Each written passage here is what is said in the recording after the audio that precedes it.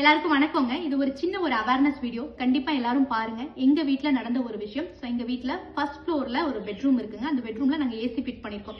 அந்த ஏசியோட அவுட்லெட் வழியா ஒரு பாம்பு உள்ள வந்து ஏசி வழியா உள்ள வந்து எங்க பெட்ல விழுந்துருச்சுங்க. அது எப்படின்னா, ஹஸ்பண்ட் வந்து நைட்டு தூங்க போயிருக்கிறாரு. லைட் எல்லாம் ஆஃப் பண்ணிட்டு ஏசி போட்டுருக்காருங்க. அப்ப ஏதோ சின்ன சவுண்ட் கேட்டு கீழே விழுந்த மாதிரி இருந்திருக்கு. இதுக்கு முன்னாடி ஒரு 2 தடவை பள்ளி வந்து விழுந்திருக்கு. சரி ஓகே, பள்ளி தான் விழுந்துருச்சு அப்படின்னு நினைச்சிட்டு டார்ச் லைட் மட்டும் அடிச்சு பார்த்திருக்காரு. எதுவும் இல்லை, சரி ஓகே போயிடுச்சுன்னு நினைச்சிட்டு அவரும் தூங்கிட்டாரு. ஆல்மோஸ்ட் 7 hours கழிச்சு மார்னிங் எந்திரிக்கும் போதுதான் சரி ஓகே பக்கத்துல ஏதோ இருக்கு அப்படின்னு என்னோட ஹேர் பேண்ட் அப்படின்னு நினைச்சிட்டு கையில எடுத்து அதை தள்ளி வைக்கலாம் அப்படின்னு கையில எடுத்திருக்காருங்க. அப்பதான் அவருக்கு ஃபீல் ஆயிருக்கு ஏதோ கொஞ்சம் வலுவலுன்னு இருக்கு அப்படின்ட்டு. பட் டக்குன்னு லைட்டு போட்டு செக் பண்ணும்போது ஒரு பாம்பு அந்த இடத்துல உயிரோடு இருந்துச்சுங்க. நாங்கெல்லாம் பார்த்து எல்லாரும் ரொம்ப ரொம்ப ஷாக் ஆகி ரொம்ப பேனிக் ஆயிட்டோம். அவரையும் டென்ஷன் பண்ணிட்டோம். பட் அவர் வந்து கடைசி வரைக்கும் எதுக்கும் டென்ஷன் ஆகாம பேனிக் ஆகாம ரொம்ப ரிலாக்ஸா இருந்தாரு. இமீடியட்டா நாங்கள் ஹாஸ்பிட்டல் போயிட்டோம். ஹாஸ்பிட்டல் என்ன சொன்னாங்க அப்படின்னா, இந்த ஒரு பாம்பு வந்து காமன் கிரைட், அதாவது கட்டுவிரியினோட வெரைட்டி.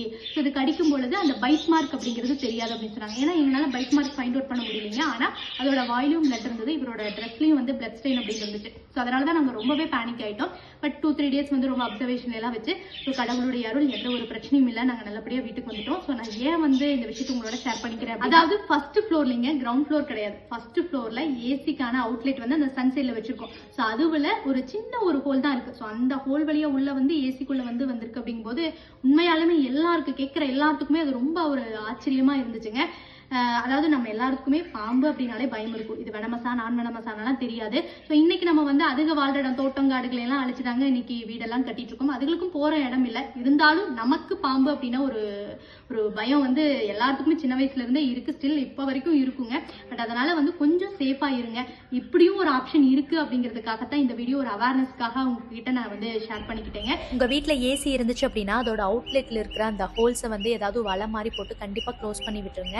உங்க வீட்டை சுத்தி மரம் இருந்துச்சு அப்படின்னா அந்த மரத்துல இருக்கிற கிளைகள் ஏதாவது உங்க ஜன்னலை தொட்டுட்டு இருந்துச்சு அப்படின்னா கண்டிப்பா அதை வந்து கட் பண்ணி விட்டுருங்க. பிளஸ் டெய்லியும் நைட்டு தூங்கும் போது பெட்ரூம் பிளஸ் பெட்டெல்லாம் ஒரு தடவை கிராஸ் செக் பண்ணிட்டு அப்புறம் தூங்குங்க. பாத்ரூம்ல ஏதாவது ஹோல்ஸ் இருந்துச்சு அப்படின்னா கண்டிப்பா அதை அடைக்கிறதுக்கு வந்து ட்ரை பண்ணுங்க. டெய்லி நீங்க யூஸ் பண்ற செப்பல் ஷூ இதெல்லாம் எப்படி செக் பண்றதுன்னு உங்க குழந்தைங்களுக்கும் சொல்லிக் கொடுங்க. நீங்களும் செக் பண்ணி வியர் பண்ணுங்க. இது ஒரு அவேர்னஸ்க்கான ஒரு வீடியோங்க. ஏன்னா ஒரு விஷயம் நடந்ததுக்கு அப்புறம் நம்ம ஃபீல் பண்ணி பிரயோஜனமே இல்லை. முன்னாடி டெய்லியும் நம்ம கவனமா இருக்கிறது அப்படிங்கிறது நம்மளுடைய பாதுகாப்புக்கு ரொம்ப நல்லதுங்க. நன்றி.